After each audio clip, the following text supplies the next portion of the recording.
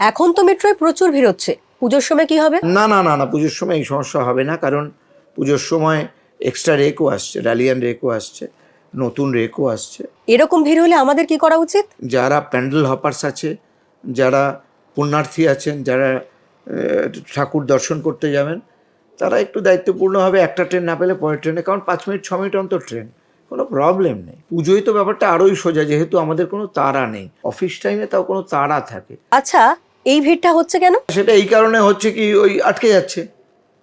আমরা ভাবছি যাই হোক আমি তো এই ট্রেনে যাবো, আর কেউ না যাবে, যেটা আমাদের প্রবলেম হয়।